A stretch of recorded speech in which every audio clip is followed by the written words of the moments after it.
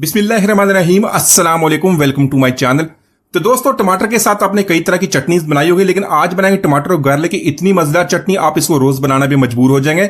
बनाना बहुत ही आसान है, आप सालन छोड़ के चटनी खाएंगे। जो 2 रोटी खाते हैं इसको छोड़ के 4-4 रोटी खाएंगे, बहुत ही मजेदार बनती। चलिए इसको बनाना शुरू करते हैं।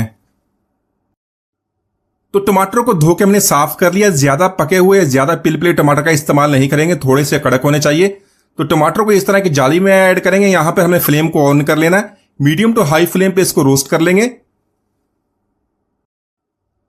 तो टमाटर को जैसे जैसे रोस्ट करते जाएं, जो इसकी स्किन है इसी तरह काली होती जाएगी। उलट पुलट करके इसको चारों तरफ से इसी तरह रोस्ट कर लेंगे। तो इस तरह रेसिपी एक दफा बना के देख लें, चटनी बहुत ही मजेदार बनती है। बड़े बड़े रेस्टोरेंट में जो महंगी चटनियां बनती है उसकी बहुत ही आसान रेसिपी है।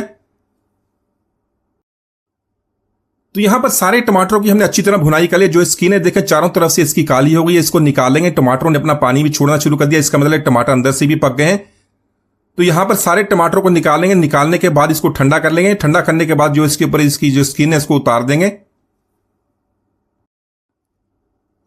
तो टमाटर को भून लेने के बाद यहां पर हमने लिया प्याज और लहसुन, इसी को भी इस तरह भुनाई कर लेंगे।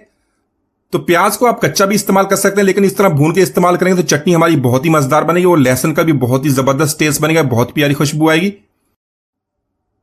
तो इसी तरह लहसुन को अगर आप कच्चा खाते हैं, इसके बहुत सारे फायदे, हमारी बॉडी को बहुत सारी इन्फेक्शन से बचाता है। तो यहां पर इसको हमें इसी तरह रोस्ट करने के बाद निकाल लेंगे। इसको इस तरह छील लेंगे, प्याज का छिलका उतार लेंगे, इसको छोटे पीसेस में काट लेंगे।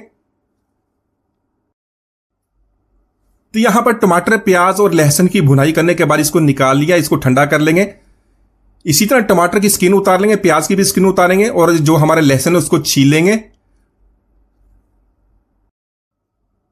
तो यहां पर लहसुन को मैंने छील लिया चटनी बनाने के लिए। इसको हम सिलबट्टे में इसी तरह पीस लेते हैं, या इसके साथ आप मिक्सी का इस्तेमाल कर सकते हैं। लेकिन अगर आपने मिक्सी का इस्तेमाल करना है, इसको बहुत ही ज्यादा इसका पेस्ट नहीं बनाएंगे, इसको मोटा सा पीस लेंगे, दरदरा सा पीस लेंगे, उससे हमारी चटनी बहुत ही मजेदार बनेगी।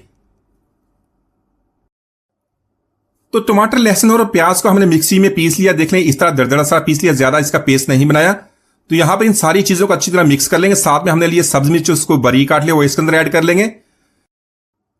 साथ में यहां पर 1 टेबलस्पून लेमन जूस का ऐड कर लेंगे। लेमन जूस से इसका टेस्ट और भी बढ़ जाएगा, बहुत ही मजेदार चटनी हमारी बनने वाली है। साथ में इसके अलावा कुछ मसाले ऐड कर लेंगे। मसाला में 1 टीस्पून ऐड करेंगे काला नमक का, हाजमे के लिए बहुत ही अच्छा था, इससे चटनी का टेस्ट बहुत ही अच्छा बनेगा।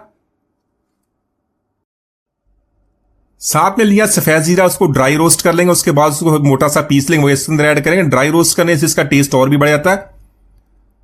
1/2 टीस्पून ऐड कर लेंगे सफेद नमक का, 1 टीस्पून ऐड करेंगे कश्मीरी लाल मिर्च का। तो साथ में 1/2 टेबलस्पून ऑलिव ऑयल का ऐड कर लेंगे। यहां पर इन सारी चीजों को बहुत ही अच्छी तरह मिक्स कर लेंगे। साथ में ऐड करेंगे बारीक कटा हुआ सब्ज धनिया। तो इसके अलावा इसमें बारीक काटा हुआ पुदीना भी इस्तेमाल कर सकते हैं। अगर आपको पुदीना अच्छा लगता है तो उसको बारीक काट के इसके अंदर ऐड कर लें। तो इस चटनी को बना के 2 से 3 दिन तक आप इस्तेमाल कर सकते हैं। इसको फ्रिज में रख के महफूज कर सकते हैं, 2 से 3 दिन तक ये खराब नहीं होगी। तो ये चटनी पूरी, पराठा, रोटी या इसके अलावा चावल के साथ भी खाएं तो बहुत ही मजेदार लगती है। तो माशाल्लाह हमारी बहुत ही मजेदार टमाटर की चटनी मैंने बहुत ही आसानी से बना ली है। एक बार जरूर ट्राई कीजिएगा। उम्मीद आज की रेसिपी आपको पसंद ही मिलती है। इजाजत दीजिए, अल्लाह हाफिज।